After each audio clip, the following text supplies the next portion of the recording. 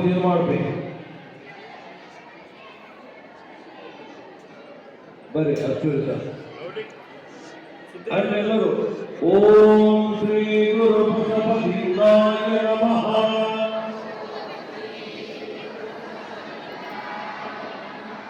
ಬಸವನ ಮೂರ್ತಿಯೇ ಧ್ಯಾನಕ್ಕೆ ಮೂಲ, ಬಸವನ ಕೀರ್ತಿಯೇ ಜ್ಞಾನಕ್ಕೆ ಮೂಲ, ಬಸವ ಬಸವ ಎಂಬುವನೇ ಭಕ್ತಿಗಾಣ ಕಪಿಲ ಸಿದ್ಧ ಮಲ್ಲಿಕಾರ್ಜುನ. ನರ ಜನ್ಮವ ತೊಳೆದು ಹರ ಜನ್ಮವ ಮಾಡಿದ ಗುರುವೇ, ಭವಬಂಧನವ ಬೆಳೆಸಿ ಪರಮ ಸುಖವ ತೋರಿದ ಗುರುವೇ,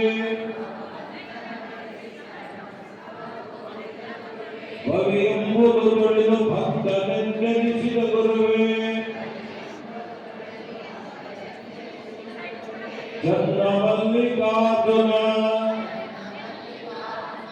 ನಿಮ್ಮ ನಗರದ ಪೂಜೆ ಅನ್ವಾಯುತ್ತೇವೆ.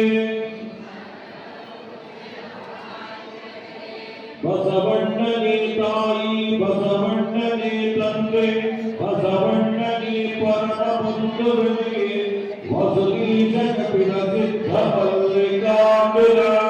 ನಿಮ್ಮ ಹೆಸರಿಟ್ಟ ಗುರು ಬಸವಣ್ಣನಯ್ಯ. ತಂದೆ ನೀನು, ತಾಯಿ ನೀನು, ಬಂಧು ನೀನು, ಬಳಗ ನೀನು, ಎನಗೆ ನೀವಲ್ಲದೆ ಬಂದಾರು ಇಲ್ಲವಯ್ಯ.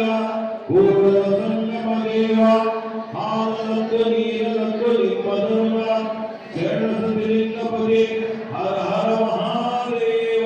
ಎಲ್ಲೋ ಕೀರ್ತಿ ಚಪ್ಪಾಳಬೇಕು. ಭಕ್ತಿಯ ಭಾವ ಪೂಜೆ ಪುಷ್ಪಾರ್ಚನೆ ಮಾಡಲು ಮಹಾಭಾರತ ವಿಶ್ವ ಬಸವಣ್ಣನವರಿಗೂ ಇದಕ್ಕೆ ಡಾಕ್ಟರ್ ಸಂಸ್ಕೃತಿಯವರಿಗೆ ಭಕ್ತಿಯ ಪುಷ್ಪಾರ್ಚನೆ ಮಾಡುವ ಗಡ್ಡಾರ್ತಿಗಳಿಗೂ ಬಾಬುರಾವ್ ಮಕ್ಕಳಿಯವರಿಗೂ ಶಾರದಾಕಾರರಿಗೆ ಮಾತುಗಳಿಗೂ ಮತ್ತು ರಾಜೇಂದ್ರ ಅಶ್ವರಿಯವರಿಗೂ ಧನ್ಯವಾದಗಳು.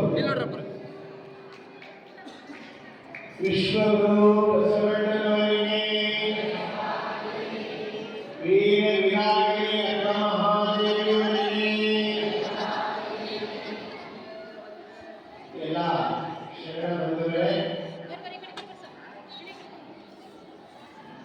ಮಾತಾಡಬಾರದು,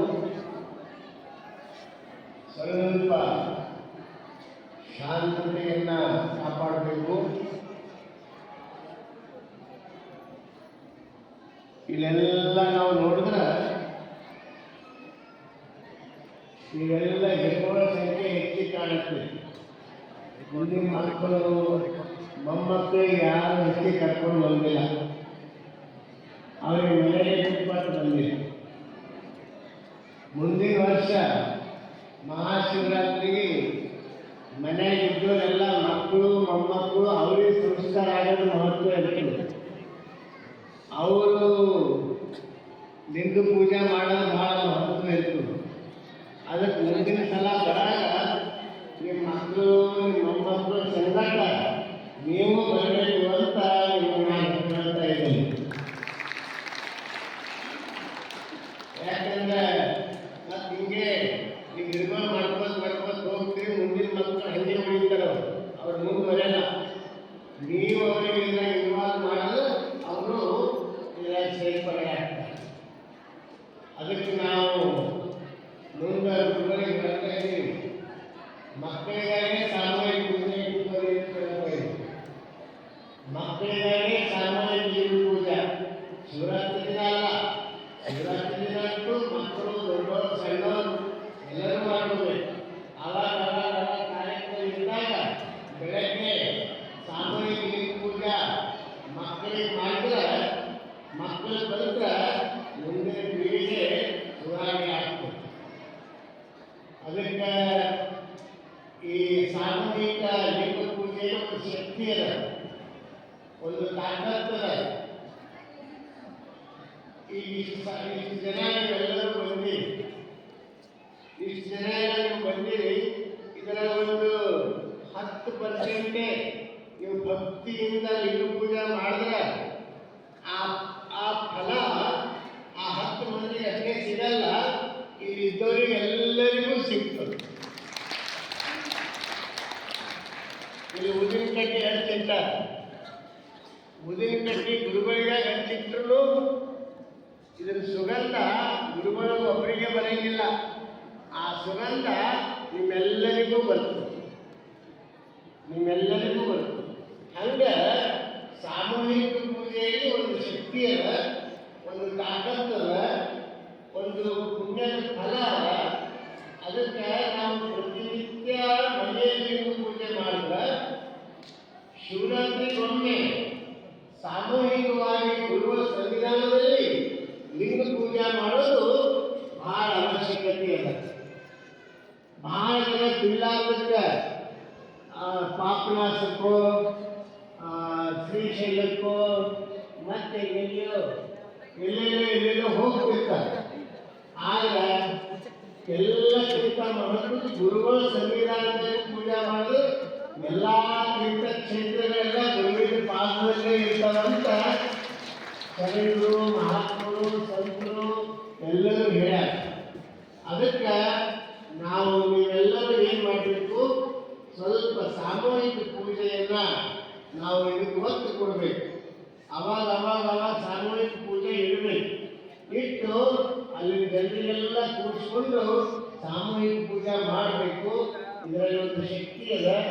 ಆ ಸಾಮೂಹಿಕ ಲಿಂಗ ಪೂಜೆಯಲ್ಲಿ ಅದನ್ನ ಮಹಾಶಿವರಾತ್ರಿ ಇವತ್ತು ನೀವೆಲ್ಲರೂ ಸಾಮೂಹಿಕವಾಗಿ ನೀವೆಲ್ಲ ಸೇರಿ ಪೂಜೆ ಮಾಡೋಣ. ಇನ್ನು ಒಂದು ಮಾತು ತಿಳ್ಕೋಬೇಕು, ಇಲ್ಲಿ ಅನೇಕರು ಶಿವರಾತ್ರಿಗೊಮ್ಮ ಬಂದು ಇವತ್ತೇ ಒಂದ್ಸಲ ಪೂಜೆ ಮಾಡಿ ನಾಯಿ ಹಿಡಿದು ಮತ್ತೆ ಆಕ್ಷೇಪ ಐತೆ. ಇಲ್ಲಿ ಯಾರಾದರೂ ಅಂಥವ್ರು ಬಂದ್ರೆ, ಯಾರಾದರೂ ಅಂಥವ್ರು ಇದ್ರೆ ಪ್ರತಿನಿತ್ಯನೂ ಪೂಜೆ ಮಾಡ್ತೀವಿ ಅಂತ ಸಂಕಲ್ಪನೆ ಮಾಡಿ ಹೋಗ್ಬೇಕು ಅಂತ ನಿಮ್ಮ ಕೈಗಳಲ್ಲಿ ಕೇಳ್ಕೊಳ್ತೇವೆ. ನೀವು ಇವತ್ತು ಮಹಾಶಿವರಾತ್ರಿಯಿಂದ ಸಂಕಲ್ಪ ಮಾಡಬೇಕು, ನಾನು ಇನ್ನು ಮುಂದೆ ಪ್ರತಿನಿತ್ಯ ಲಿಂಗ ಪೂಜೆ ಭಾಳ ಹೊತ್ತು ಬೇಡ. ನೀವು ಬಿಸಿ ಇದ್ರೆ ಒಂದು 5 ನಿಮಿಷ ಇರಲ್ಲ, ಬರೇ ನೀವು ಸ್ನಾನ ಮಾಡಿದ ತಕ್ಷಣ ನೀವು ಬೇರೆ ಏನು ಕೆಲಸ ಮಾಡಬಾರ್ದು. ಪೂಜೆ ಮನೆಗೆ ಬರಬೇಕು. ನೇರ ಪೂಜೆ ಮನೆಗೆ ಬಂದು ಅಲ್ಲಿ ಬಸವಗುರುವಿನ ಪಾದ ಶರಣಾರ್ಥಿ ಎಂದು ಭಸ್ಮ ಹಚ್ಕೊಂಡು ಲಿಂಗಾದೇವಿ ದೃಷ್ಟಿ ಇಟ್ಟು ಮಜ್ಜನ ಮಾಡಿ ಭಸ್ಮ ಹಚ್ಕೊಂಡು 11 ಸಲ ಜಪ ಮಾಡಿ. ನಿಮ್ಗೆ ಏಷ್ಯ ಆಯ್ತು, ಗಂಧರ ಆಯ್ತು, ಆಗಲಿಲ್ಲ ಅಂದ್ರು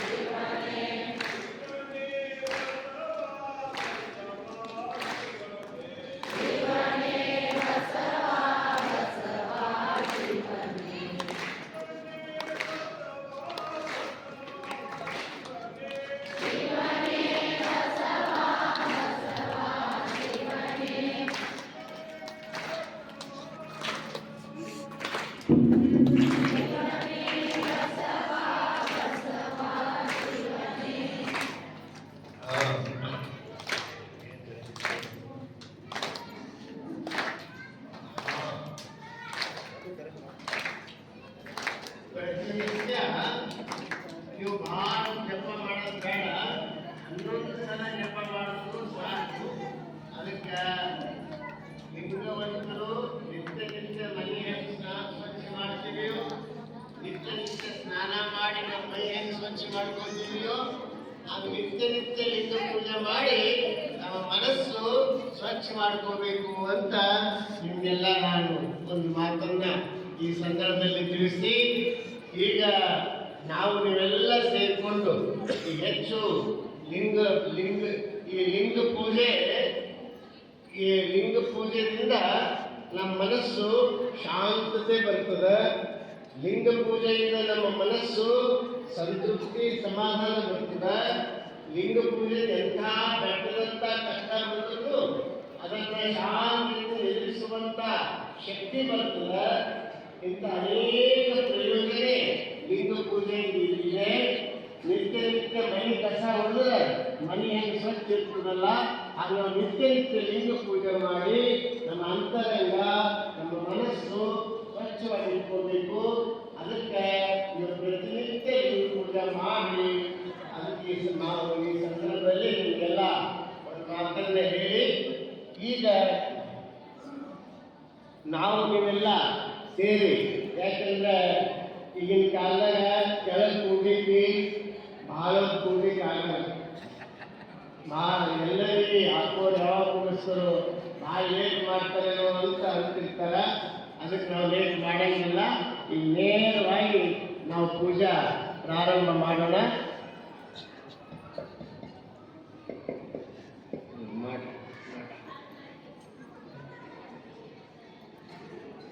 ಈಗ ಚಿಕ್ಕ ಮಕ್ಕಳಿಂದ ಈ ಲಿಂಗ ಪೂಜಾ ಕಾರ್ಯಕ್ರಮದ ಉದ್ಘಾಟನೆ ನೆರವೇರ್ತದ.